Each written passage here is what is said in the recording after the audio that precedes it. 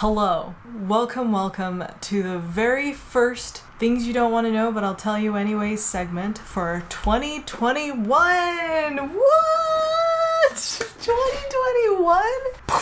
That's so crazy, I can't even believe it. I just think shit, time goes by fast. I know, very profound, isn't it? Anyways, it's so crazy to me that it's 2021 now. The first half of 2020, I didn't think it was gonna end. It was going so slow, which I wasn't minding because it was we were getting to do a lot of stuff. It felt like we were actually getting to enjoy the moments and stuff. And then the corona hit, and then I don't know. Then it got to be a weird kind of slow, but then towards September it just sped up, and then now we're in the new year. So I don't know, I had a really weird experience. Tell me in the comments below how you felt 2020 went. Did it go fast for you? Did it go slow for you? Let me know in the comments below. But for me, it was kind of a mixture of both. It started off going very slow, and then all of a sudden it just sped up, and then boom, we in 2021 doing the first Things You Don't Want to Know About Me segment. Well, not the very first, obviously.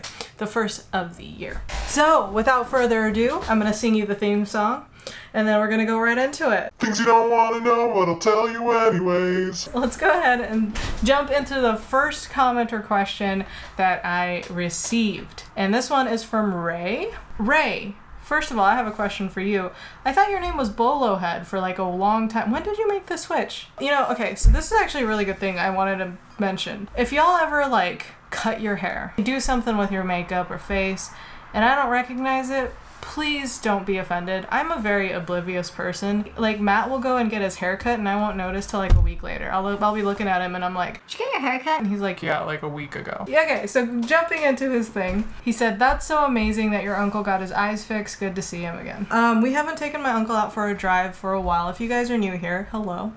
My name is Kit. I have an uncle named Hirobo that Matt and I like to go take out for drives. Due to health complications, he doesn't really get an opportunity to go out that much, and one of his favorite things to do is to go out and do stuff. Due to his health complications, his eyes were going bad. The doctors were saying that he was probably going to go blind in a few years. We weren't sure whether the surgery was going to work and help fix his eyesight. We went ahead to do it anyways, and thank the doctors, it helped. It helped, and now he can see. And I've tested this too. We'll be driving, and then I'll pass by a sign he was never able to read before, and then I'll test him and be like, "Hey, can you read that?" And he's like, "Yeah, I can read that," and he'll say it. And it's just really cool. Like I said, his favorite thing to do is go out and do things and see things, experience things, and being able to not see for a long time. Not see, but very blurrily. Is that a word? He said everything looked very hazy. So he said the haze has lifted, and now he can actually kind of see things, and it really helps bring the experience together, and I'm just really excited for him. And it makes going out with him so much more fun too, because you can very much tell that he's just in awe of everything he sees, because he hasn't been able to see it for so long. So it's a really cool experience. But thank you for noticing that, and yeah, he's doing good. I'm really happy for him. Next is from Ohayo Kuya, who, by the way, if you guys don't know, is Chris, but he started his own YouTube channel. So if you guys haven't gone over there and give him some love, please do that. Make sure you tell him Kit sent you. He needs to know this. That's very important. He needs to know where you're coming from. And tell him, Kit sent me here. She was so nice. She shouted you out, and she sent me here. No, don't worry. You don't have to do that. But yeah, go give him some love. He's awesome. He's doing really good. There's definitely been some technical hiccups, but he's getting better each day. Honestly, I knew that guy was gonna have such a great YouTube presence. I mean, everything about him screams good YouTuber. Him and Jake Allegedly. I love Jake Allegedly. His whole presence and demeanor is so good on screen, and that's something I noticed about both of them, just naturally, just who they are. I'm just so proud of them both. But yeah, Chris started his own channel. Please go subscribe. Ohayo Kuya, right, you could see it in the description, or you could see it in the picture comment there. Go check it out. He asked, もしかしてエアフライヤーでスパムを焼いたの？笑い。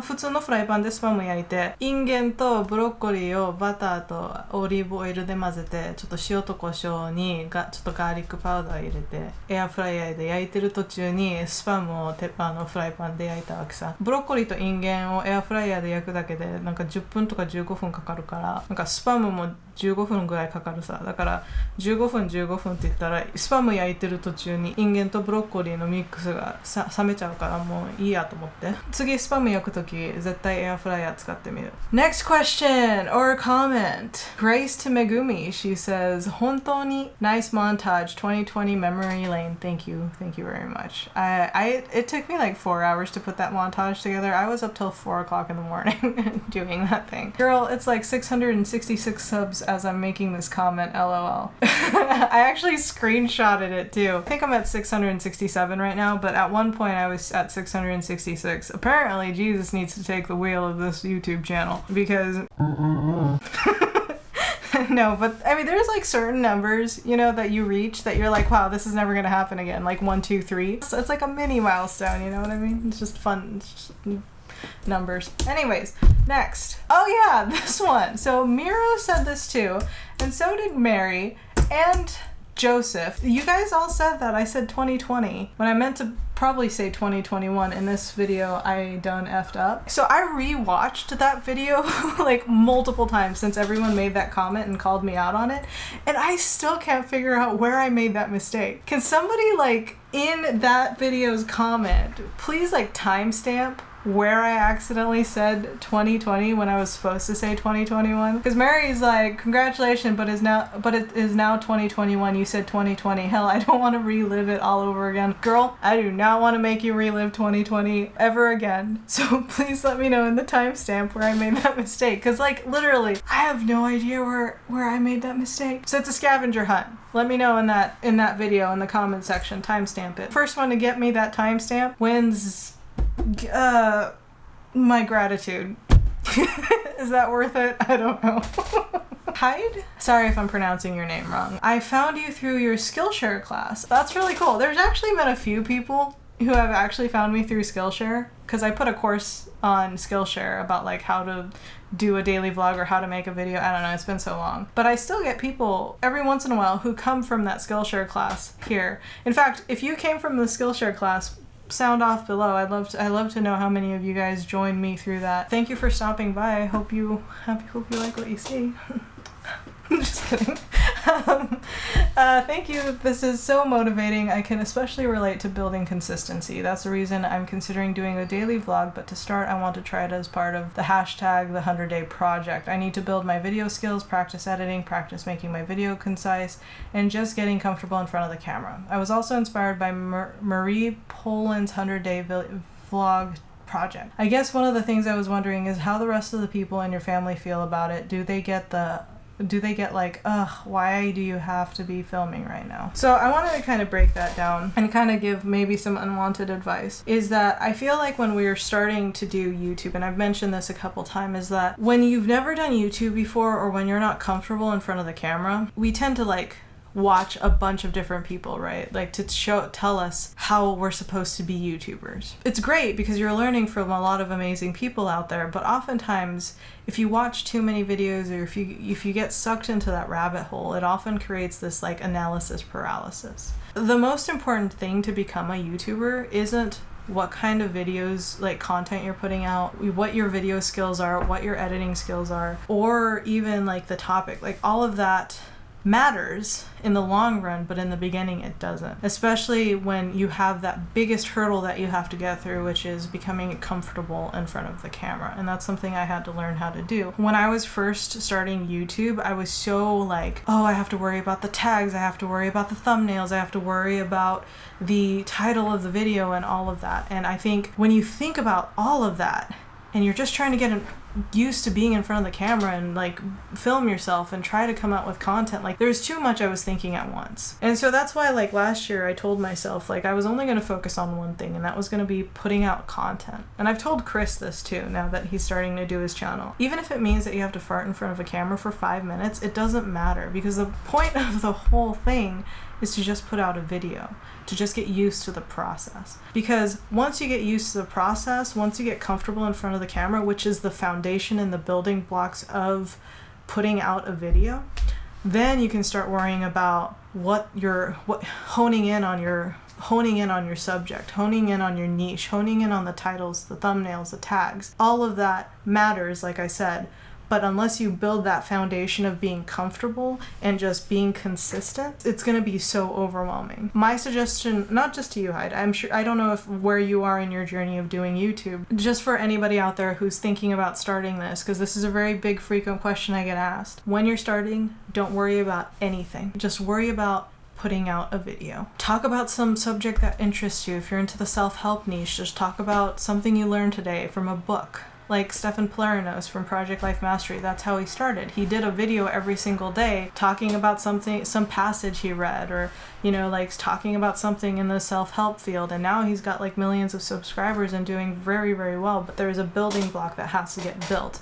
before you start worrying about all the other stuff. Once you feel comfortable in front of the camera, then you can start really like pulling in that, okay, now let's figure out the titles, now let's figure out the content, now let's figure out the subject and the thumbnails and the tags, which all also take so much effort because there is so much to learn when it comes to the analytics and the back, like the back end part of YouTube. So sorry, I know you didn't ask that specifically, but it has been brought up so many times this last week from so many different people, so I just wanted to throw that out there just because you were mentioning starting like a 100-day challenge. But as far as my family, I think it was a transition. You know, I think the one thing about my friends and family that I think they're used to is that I'm very like, if I'm going to do something, I normally do it regardless of anything. And I think over the years they've gotten used to that. I know it's a little selfish, but I've always been like a very like driven person. So like when I think of something or if I get passionate about something, I like go for it. I'm like a bull in a china shop. I just like head first. I'm also very blessed to have so many friends and family support what I do. You know, sometimes they might not agree with it. Sometimes they might not believe that I'll actually get to like accomplish it. But when I start something, they're also very, very supportive. But I did run into issues with my mom and my aunt when I lived with them for an entire year. They're very private people. You know, they don't want me to film anywhere in the house. They don't want me to film specific things. If there was pictures of our family in the background, oh my gosh, it was like hell on earth. And my aunt does this. She like watches my YouTube channel and I'm like, girl, if this is gonna stress you out, stop watching my YouTube channel. I'll accidentally take too much shots of the table. She's so concerned about how messy it is, and then she'll freak out on me and she'll be like, it'll be like, take that video down, blah blah blah, and I'm like, I'm not taking it down. Especially in the beginning, it was frustrating for me, but it was also frustrating for her. So finding that balance, respecting their privacy as well as still continuing to press forward with mine, was definitely a balance I had to learn. There have been moments where, you know, like friends would kind of like side-eye me when I start pulling out my phone and stuff in specific moments when we're hanging out. And that was also like a balance that I had to learn. I think it's possible, and I think there is a little bit of, they just have to kind of get used to it and understand. I've seen a lot of YouTubers who are daily vloggers whose family didn't want them to start in the beginning, but once they see the traction and they see the passion, they eventually all came together and started supporting it and even becoming a part of it. Most people are not like comfortable having a camera around. Most people don't want to show where they live. Most people want to keep their life private. So it is an adjustment period. But, you know, as a YouTuber, you just have to like make it your mission to figure out a way to continue doing what you want to do, but also respect the wishes of people around you, and also being patient with them, because once they start seeing that you're doing this, chances are they're going to support this more. I think in the beginning it's just going to be hard for everybody. So that's probably that's what I would say. But yeah, there was definitely an adjustment period for everybody. There was a lot of moments where people were like, why are you filming right now? And I'm like, I am a daily vlogger, it's just what I do. But eventually you find the balance. Lastly, Mr. Joe Burby, who also has a YouTube channel, by the way. Check him out. Man, I'm doing a lot of shout outs today. I've always wanted to ask you about your rear view mirror. I think I saw in a previous video what looks like is that you have a smart mirror on top of your car's regular rear view mirror. So when we first got our car, Matt and I stopped by this home improvement store called Sanshi, which is a home improvement store, kind of like Meikman and Kynes. It was discounted on a rack, and Matt always wanted to have like one of those, like a drive recorder. What it is it's not a rear view mirror, it's a driving recorder. Honestly, hate that mirror, like with a passion. It sucks. It's like not very good with reflecting in the back, so I feel like it's a hazard. But also like camera in the back is one of those things that you kind of like adjust. It's not set in place. You have to like kind of like move it to where you need it to be. And the thing is so badly designed that it only gets the left side of your car. So if somebody came at me from the right side of the car, I'm fucked, because it literally only shows the left side of my car. So hopefully if I ever get into an accident, I mean, hopefully I don't get into an accident, knock on wood, but if I ever do get into an accident, hopefully it comes from the left side and not the right. Because if it's the right, I'm not getting anything. Nobody's going to know anything of what happened. That driver is going to get away with everything. But we keep it up because it's like, it's the only thing at the moment that we have that records any kind of driving. So just in case we do get into an accident, we have it up until we like just buy another one. They're kind of pricey though. This time I want to be very, very careful about what I buy. And Joe replied, because I replied to him, and then he asked like, why didn't you just take it back? It was cheap. It was like, it was like $20, maybe not even. I'd rather not go through the hassle. Plus, I didn't really even like, I was like testing it out for a couple weeks, and then I really like just absolutely hate it. So I've had it for a few months now, and at this point I wouldn't be able to return it, but it wasn't even that big of a deal. It was just kind of a waste of space on my mirror right now. Can't tell you how much I hate that thing. Anyways, alrighty, that was the first things you don't want to know, but I'll tell you anyways episode of the year. Thank you guys so much for tuning in. I hope your year is going fantastic so far. I know mine is actually doing pretty good. I'm in a pretty good state of mind right now. I think I'm riding that wave of accomplishment after hitting my goal for 2020. I'm just in a good place right now. Obviously, with everything, things will go up and down, but right now I'm doing good, and hopefully you guys are as well. So thank you. I will see you guys in tomorrow's episode. I love you guys so much. Peace. Bye.